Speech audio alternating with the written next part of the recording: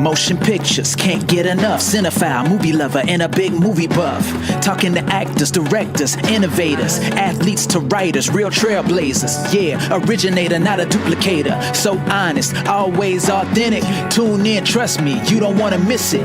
This is the Monday Morning Critic. Amazing life journeys, great interviews from sports analysts, even reporters too. Captivating, always top content, bringing top quality. Everybody's talking.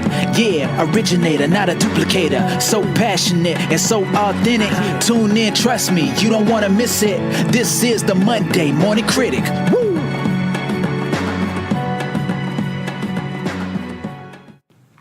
Welcome to the Monday Morning Critic podcast. This is episode 101. For those of you that are listening for the first time, thank you so much. For those of you that are subscribed to the channel via iTunes or another podcasting format, thank you so much. I really appreciate you guys.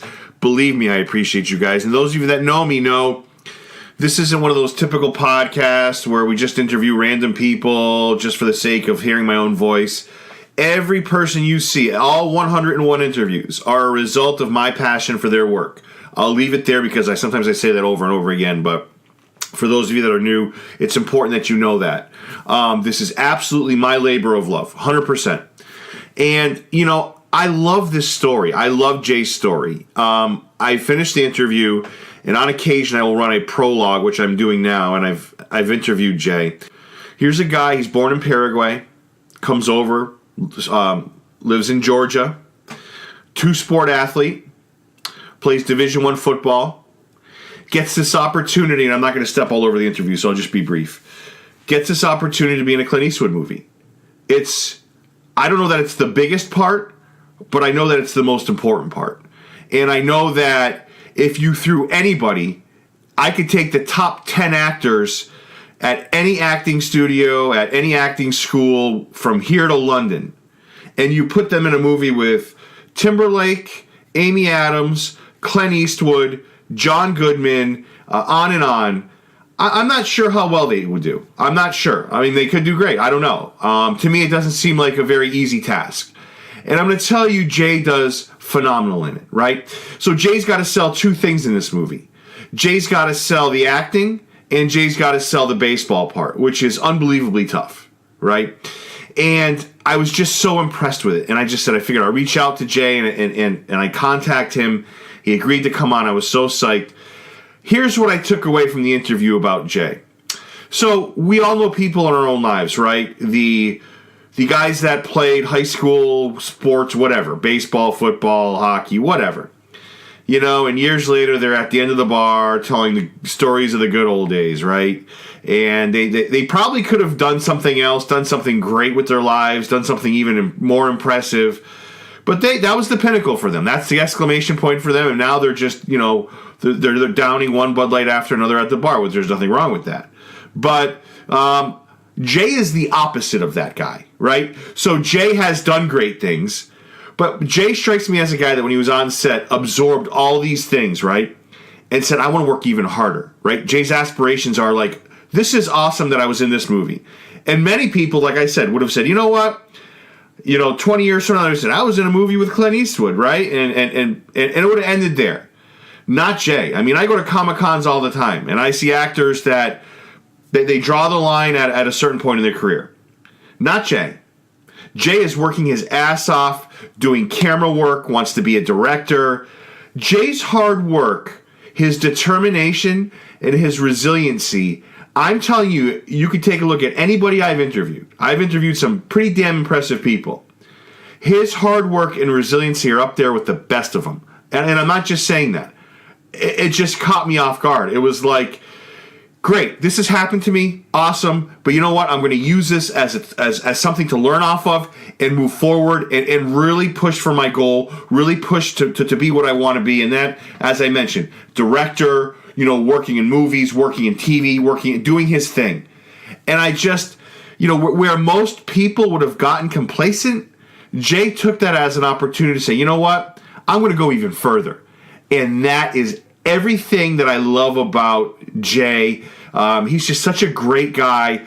But it's that same attitude that we should all kind of incorporate, right? And that's that's kind of the same attitude that I want to drive in my podcast, right? I have unbelievable guests that move me. I want more unbelievable guests. I love hearing these stories.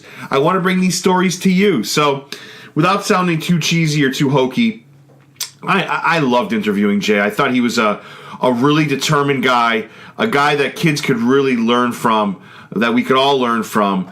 I love his work ethic. I love his determination. And truthfully, I love this interview, and I love his honesty and his kindness. There's just a lot here to like. Welcome to episode 101. His name is Jay Galloway. Enjoy. Gus, you home? No. I guess that means I can come in. Damn it. Son of a bitch. Some new kind of style I'm not up on? That's Fang Schmay. Don't you know anything? Gus Lobel's one of the best scouts baseball's ever seen. The guy that signed Dusty Baker, Dale Murphy, Tom Glavine. Gus Lobel. Well, what are you fellas staring at? I'm not a pole dancer. Welcome to the partnership committee. I want this. You'd be the only woman. My father is a baseball scout. I grew up around men who swore, drank, and farted. Got me a damn check. Trust me, I can handle it. You need to meet with a specialist. How are you going to scout this guy if your eyes aren't right? I don't need your help. I don't know why you just don't go home. Because I feel this dysfunctional sense of responsibility to make sure that you're okay. Hold on. How old was Mickey when My mother died. 6. how'd you handle all that by yourself? I didn't. You sent me away. Only a coward leaves their kid. Well, you don't know half of what you think you do. Just know you're not alone. Hey, you want to dance? Not really. Come on, one dance. It wouldn't hurt anything. All right. Get out of here before I have a heart attack trying to kill you. What do you think about dinner? You mean together? It's a little forward, don't you think? But yeah, if you're asking me out, I accept. Draft's in 9 days. I don't want any surprises. Gus is struggling. He's going to be out of a job. I'm just a broken down old man. You want to get as far away from me as you can. Game's changed. Gus couldn't even turn on a typewriter, let alone a computer. You don't know anything about the game. The computer can't tell if a kid's got instincts. You know too much about baseball to be a lawyer. It's a long story. I'd like to hear it. I don't want to tell it. You coming in? You are crazy.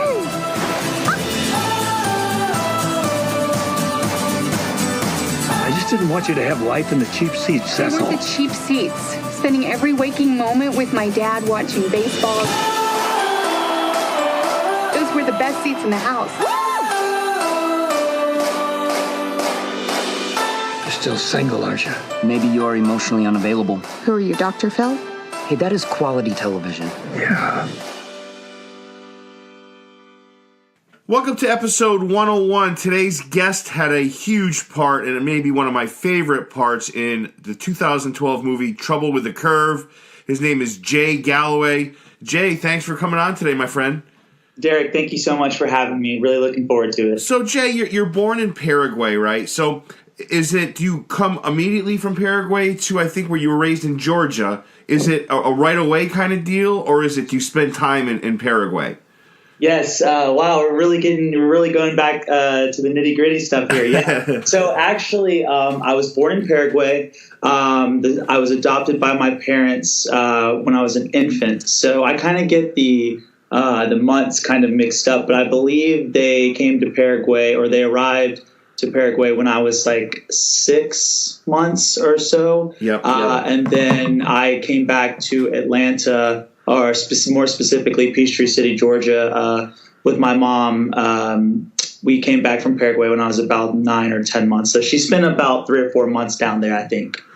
Okay, I gotcha. And you've been in Georgia pretty much your whole life up up through high school. Is that kind of a fair assessment? Yeah. So we lived in Peachtree City, and we lived a little bit when my parents got divorced when I was 3 years old. We moved into Atlanta. Yep. And so then I kind of spent back some time in the metro Atlanta area pretty much my entire youth life. We moved into the city in College Park when I was in middle school, and I spent years like 13 to 20 or so in College Park, a little bit. A couple years after high school as well. Right, and I mean you're a two-sport athlete in high school, right? Football and baseball.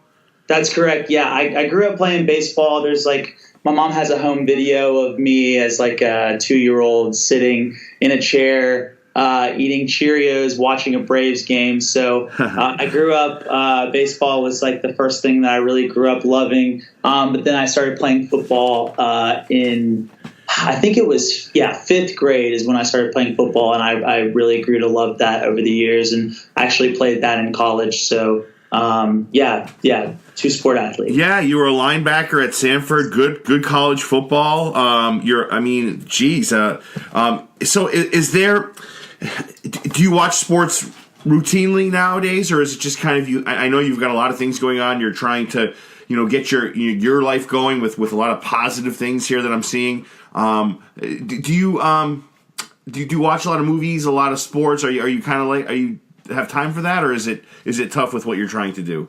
Well, it's funny you asked that, because I've actually got the Green Bay, New England football game going on in the background right now. It's on mute. I'm a big fantasy football guy, and I'm in 3 separate leagues with like 3 separate groups of friends. I've had better success in the past years with fantasy football. This season has been a tough fantasy football season for me on all 3 leagues. However, I'm probably going to the playoffs in one of the leagues with my old teammates from college. But yeah, I still, I'm an avid Braves fan still, big time Falcons fan, love NFL football. I haven't watched as much college football. I don't watch as much college football these days for whatever reason. And I love watching TV and consuming, whatever media I can, particularly just for the study and the watching and of the craft. But I am very busy these days, and so getting to really sit down and enjoy stuff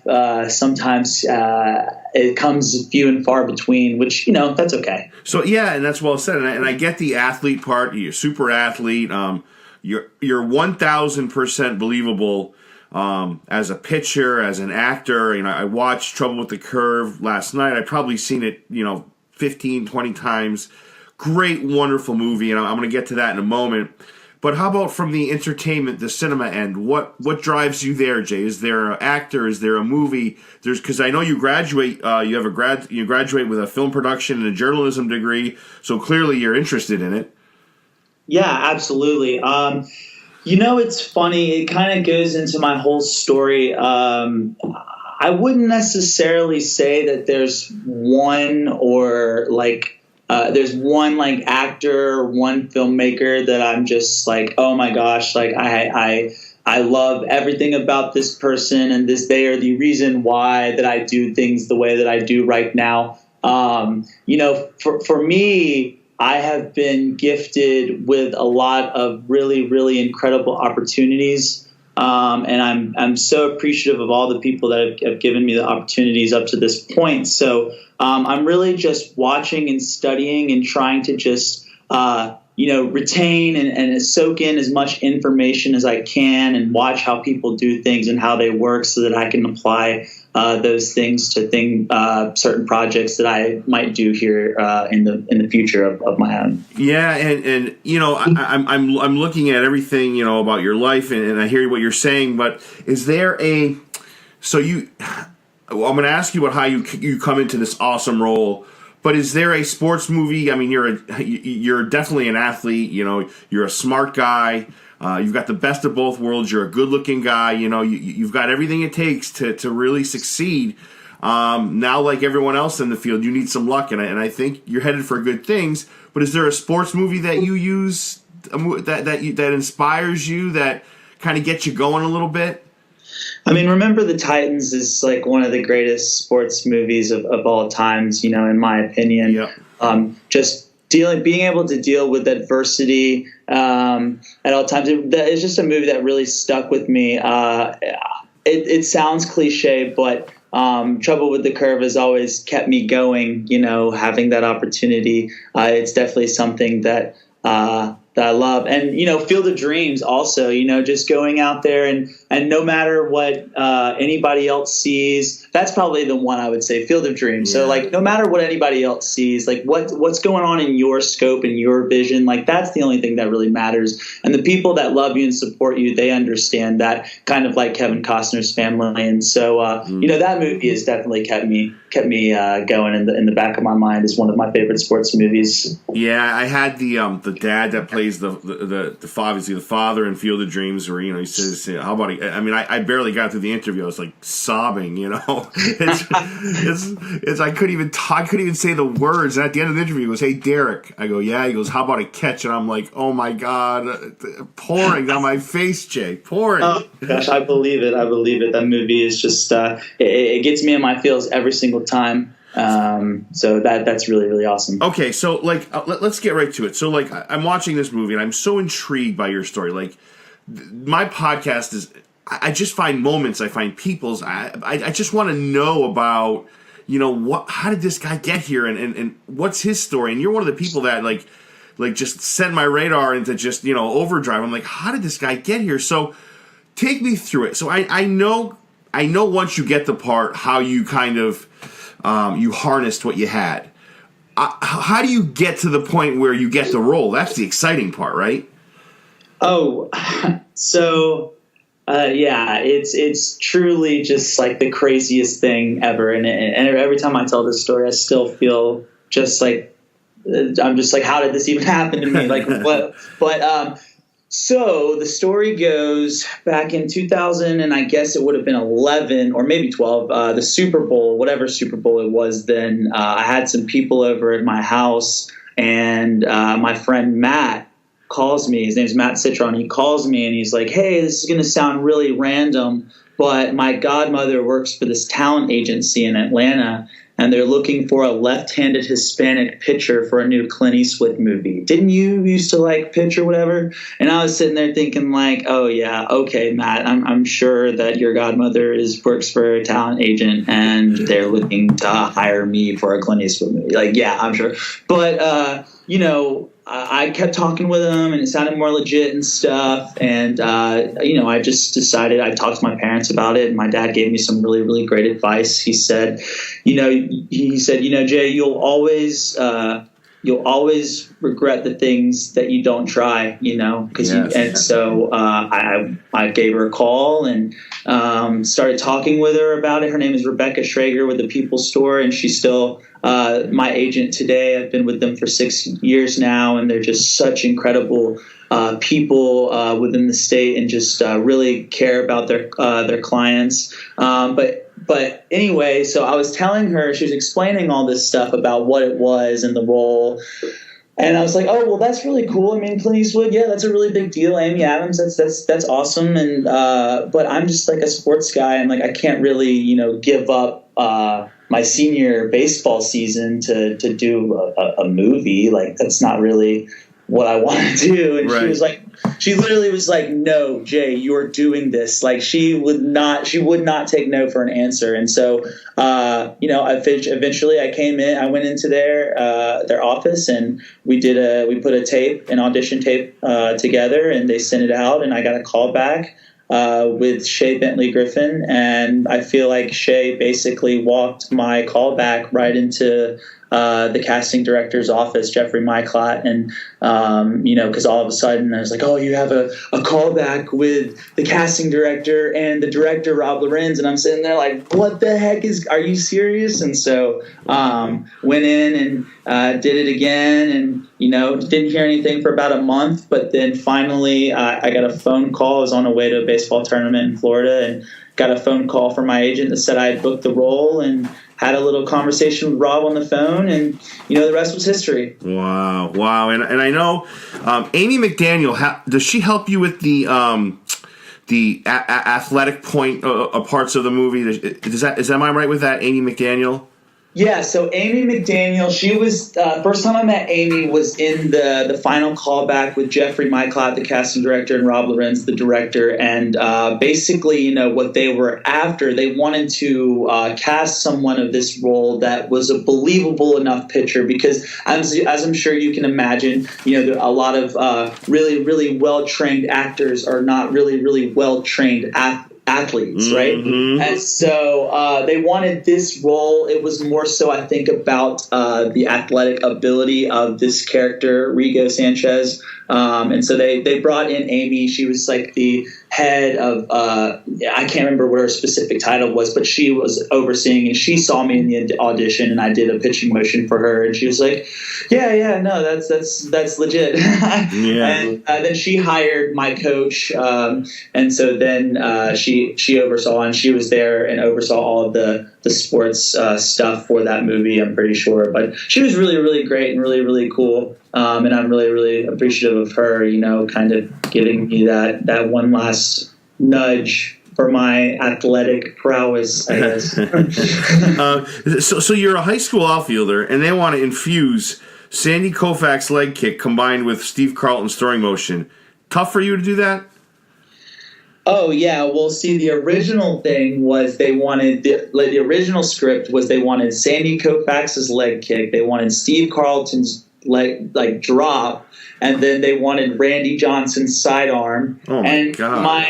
My coach was just like, that can't happen. Like there's no way that you can go from your leg all the way up here to dropping all the way down, like your butt touches your ankles, and then come around at like your arm basically at 180 degrees from the side. That just can't happen. So they ended up going with Sandy Koufax and Steve Carlton. Yeah, your performance reminds me a lot of, like, I had Antonio Tarver on. He was a world champion boxer, and they put him in Rocky Balboa, the one where they showed that fight on a Computertron and what would happen if they ever fought. It was like one of those what do they call that? It wasn't a real fight. It was an exhibition. Right. Yeah. But when I say that, I mean I'm making the comparison that you're just so believable, man. Like when I see you go into that windup. By the way, awesome performance, man. Like. I don't know, like, all right, let the sissiness start. Man, first 5 times I watched that movie, even once in a while on the treadmill today when I put it on, I get tears in my eyes, man. You kicked that part in the ass. You did such a great job. Thank you so much. That's so nice of you to say. I will say that growing up playing baseball my entire life, I played pretty much every position that a left-hander can play, which is outfield, first base. I even spent like a year at third base one year. But I also did pitch, and I pitched for a very, very long time. So I definitely knew how to pitch. But I quit pitching. I stopped pitching in 9th grade, ironically enough, because I had trouble throwing strikes in a game. But I had, not to sound arrogant, but I really, really had a great arm coming from right field. And so, with a great coach and just some time to really work on the craft, it was an easy transition. The coolest thing to me about that whole process was the actual curveball that you see with the ball actually dropping into the catcher's mitt when I throw it for the very first time. That was actually the very first curveball I threw that day. Wow. And the very first, they're like, all right, well, it's time for the curveball. And the camera's lined up behind me. And at this point, I have no sense of lens and framing and what they can see and what they can't see. But I just know that there's a camera behind me. So I'm just thinking oh, well, I'm going to throw this pitch. And then I got to be kind of serious because, they might be able to see my face when I walk back to the mound. But then I throw this on the best curveball that I think I've ever thrown in my entire life, that and it ended up making the movie. And I was just I wanted to just celebrate and be so excited, but I didn't know whether or not they could see me, so I had to put this face on walking back to the mound, but inside I'm oh my God, did I really just throw that? Oh my God. And then it made the movie. It was just unbelievable. Yeah, man, it's the most realistic. I mean, I've seen every baseball movie there is. I mean, I have a unhealthy obsession with them, and I just feel like yours was the most realistic pitching. I mean, it's not even close. You know, it's and I guess my next question to you is two things. One, did they ever clock you to see how fast you're throwing? Is that something that's even? Do you have an idea of how hard you're throwing? No. I spent a few weeks training with my coach, really to get that motion down, and also just to make sure that I was throwing strikes and not throwing it all over the place. Because especially we didn't really know at the time which actors I would be throwing to, and who would be an actor and who would be like a stunt double or something like that. So you try to you don't want to do bad and then hit someone, because that's the last thing you want. You don't want to hurt anybody. Right. But yeah, I spent some time. I'm sorry. What was your question? So I guess my question to you was no, I forgot it too. You spent time. Oh, how hard did you throw? Right. Yeah. So they my coach brought out a radar every once in a while. I think I topped out at 84. Wow. Which is not even that fast, to be completely frank with you. But at the same time, I hadn't really pitched in 4 or 5 years, and I had to get right in 3 weeks, basically. Well, hold on, Jay. 84 is pretty goddamn good, considering they want you to throw two of the best left-handers in the history of baseball, and the fact that you said 3 weeks to prepare. I'd say 84 is pretty damn good. Well, yeah, it's okay, but I'm definitely a very tough critic on myself, and the way that my body type is and my experience, I would have liked to throw an 87 or 88, but that's neither here nor there. How much pressure is there on you? So not only you're in a major motion picture, you're in with people like Clint Eastwood, Amy Adams, John Goodwin, Timberlake, the Warden of Shawshank, could break my heart. Matt Lillard, you're with all these top names. Pressure, how do you deal with it? My God. Yeah, wow. No pressure at all. No, actually, lots of pressure. I mean, I'm 18 years old, I mean, a lot of people don't know this about me, but, growing up my entire life, I did play sports, but I also did theater in elementary school, starting from kindergarten, and I did plays, and I did musicals, and I sang, and I really and in middle school I did black box theater and sports, and then when I got to high school, it was the first time I had to make the decision to do one or the other, because they're so demanding. There's no way you can give time for rehearsal and for practice. It's just impossible. Right. So I chose sport. I chose sports in high school, but I really. I'm sorry, I keep getting sidetracked, and this happens frequently because I am so sorry. No, that's okay. No. And my next question was, and you answered that. Well, my next question was, did you have anybody help you with the acting end? I know you said you had some experience before, but is there anybody that helps you on the acting end get prepared? I mean, you mentioned the director, Robert Lorenz. Does he help you get ready? Does Clint Eastwood talk to you? Does anybody give you, any of the actors give you advice? Oh, okay, I got you. Yeah, so Amy Adams was the person that I worked closest with on this project, because she spent, I think I had 3 out of 5 or 4 out of 5 of my scenes with her. She seems very sweet. Oh my gosh, she is literally the nicest, most down-to-earth woman I have ever met, and she was the first truly LA Hollywood woman, I guess, a person I've ever really met too, which was amazing. And it goes back to what you were asking just a second ago when I forgot in the middle of my answer. There was tons of pressure because I'm sitting here, and the very first day I go into hair and makeup, and they're cutting my hair and they're putting makeup on my face, and I'm going over my sides, and then all of a sudden the door slings wide open, and then I see bright orange hair, and Amy Adams, she just trucks in and she just sits in the chair right next to me, and I love Amy Adams. When I saw her and Enchanted, like she just became like one of my favorite actresses of all time. And I loved that movie, and I was just like, she was sitting right there next to me, and I had no idea what to do, so I just kept looking forward and not saying anything. And then all of a sudden, finally, like they started working on her, and she was talking to them, and she leans over and she says, "Hey, oh, by the way, I'm Amy." And I don't even know what I said. It's something like, "Oh, I know who you are," but it was just amazing, and we got to talk, and we were talking about our characters and the motivation behind her finding my character, and she really helped me be loose because it's John Goodman, it's Clint Eastwood, it's Robert Patrick, and then also Ed Lautner is there in the stands, and rest in peace to Ed Lautner. But she really helped break me out of my shell. She was.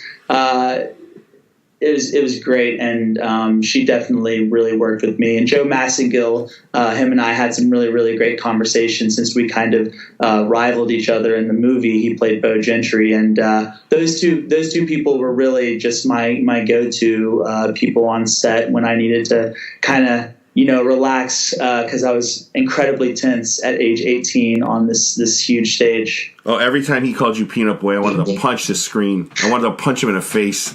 It was so funny because he's just the nicest guy in the world. He does such a fantastic job of literally everyone every person that I've ever talked to about Trouble with the Curve, they always say the same thing about him, how much they hated his character. I'm just like, that just is a true testament of what kind of actor he really is.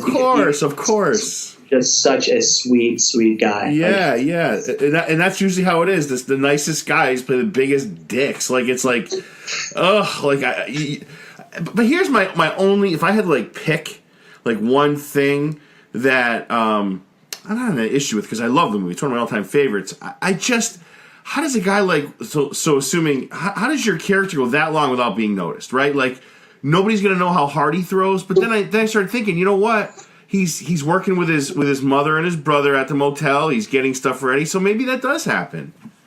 Well, it's one of those things. I think it's a testament to you never know what you might find in life. Life is full of surprises. That's true. His character obviously had this special skill that no one really knew about because he wasn't allowed to play for his high school team because he got a B in chemistry as opposed to an A. So his mom is obviously kind of strict and academic. She wants him to be better than the life that they even have, But and that's funny in itself because my dad and mom would have been overjoyed had I gotten a B in chemistry. Right. But besides that, just really, really, really, really, really special. I thought I read something where it said Amy Adams was really scared of the ball when you were throwing. Is there truth to that? Well, okay, so she's definitely not a softball player. I will say that. And I was throwing in the 80s, and I think it was the first time that she had ever played. I think don't quote me on this, but I feel like it was the first time she had ever played a sport where the ball was coming at her. Right. At a very fast time, but I also wasn't throwing to her from 60 feet from the mound. They had a stunt double with her, but she did deliver some lines behind this big shield, so they got her audio right next to the catcher. So obviously it sounds correct. And I did have a couple wild balls that I threw, and they kind of the shield actually protected some people. After I threw it. So it's definitely possible. Right. I mean, I say to you, I read that she was scared. I would go in there and be any different, right? I'm okay catching an 84-mile-an-hour fastball.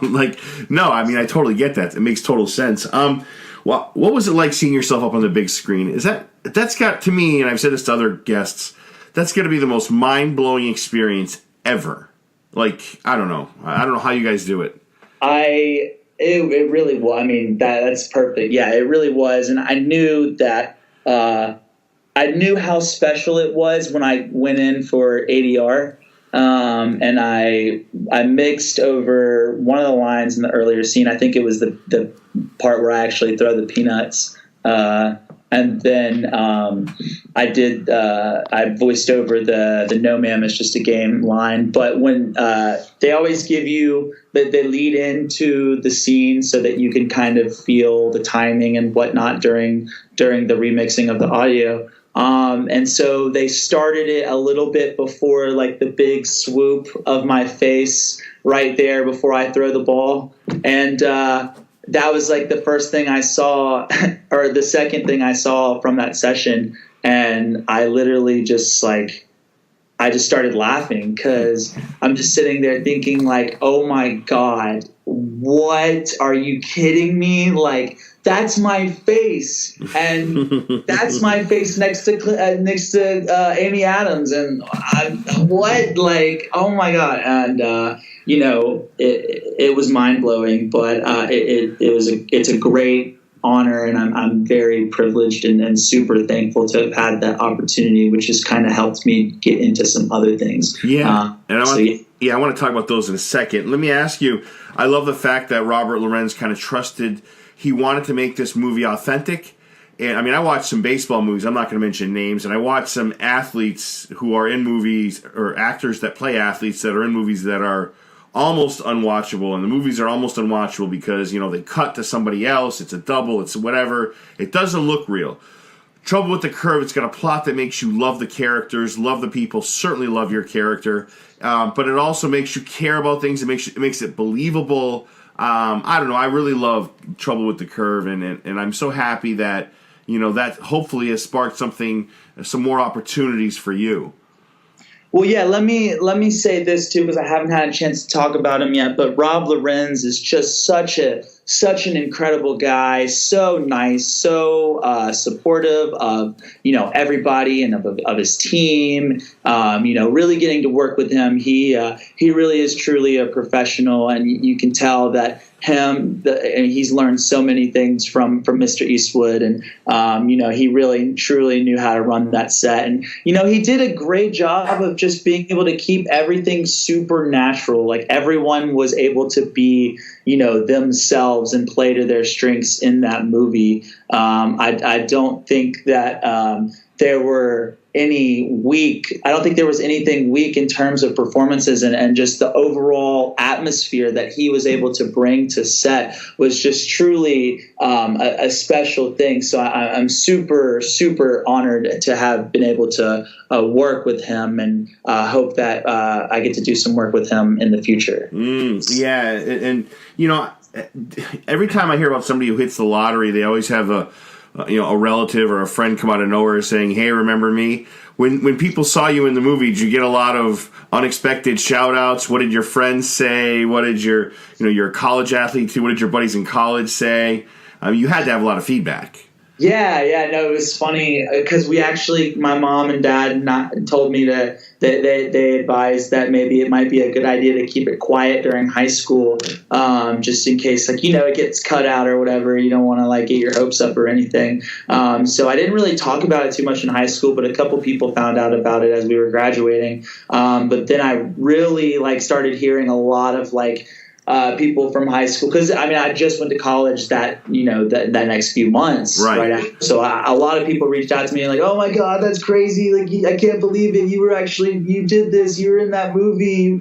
You have the best curveball. And I'm just sometimes I don't even really know what to say, because it's still so hard for me sometimes to really believe that actually happened. But everything that I've gotten has just been super positive feedback about the movie, and I got to watch it for the very first time with some of my teammates in the movie theater, and they were they told the clerk attendant or the ticketer, they're like, this guy was in it, let him get in for free. And so I actually got to see it for free since I didn't get to go to the premiere, so that was really special. And my dad had a little mini premiere for our friends and family back home, and so they got to all see it together. I wish I could have been there, and so my mom and dad and grandma and everyone got to see it together. And so I wish I'd gotten to be there for that moment, but just just all the super nice, incredibly supportive things that people have said about that movie is just one thing that really keeps me going. With it. And I hadn't seen it in a few weeks because I usually watch it around once a month. I usually watch the movies I love once a month. And I got to tell you, you're in the movie, because I know I was going to talk to you and I wanted to kind of brush up on things. You're in that movie a lot. I always remember you as being in it, but, not a ton in it, enough where it's like, wow, it's impressive. But, like, you're in it throughout that movie. Like, you're pretty consistent in that movie. Yeah, I want to say that I was like maybe like 15 or 16 or 12 or something on the call sheet. I had 6 scenes, and it's like, you don't really think about my character being in it that much because a lot of the times you see Rigo, it's a blip, it's a bloop. But I think that's the whole point of why it's such a big deal at the end, because it's like in the beginning you see this kid, like, he grabs his glove, but then and he passes Clint Eastwood. Yes, in the store or the motel. Yeah. And Clint Eastwood sees me again, and he's like, "Son of a bitch!" Like he should have known it all along, And so that was really special, getting to spend 5 days on a film of that stature. The people and the producers and all the people at Malpazzo Productions, they are just truly the elite. They're incredibly professional, and just such an honor to be on that set. And one of my last few questions for you on this topic, Jay, is it really reminded me a little bit of Jerry Maguire. It's like, they go in looking for these big time, prospects and players, and you're not as, obviously your character wasn't as like obnoxious as Rod Tidwell was in Jerry Maguire, but the guy they kind of find almost by accident ends up being the star of the story and the guy you end up rooting for the most. Yeah, and just having that opportunity and having Rob trust me as a greenie to really to be that person, it's just something that I will forever be grateful for and will always remember. Your favorite part of the movie? Got to be the end, right? The actual movie of the whole process. No, your favorite part of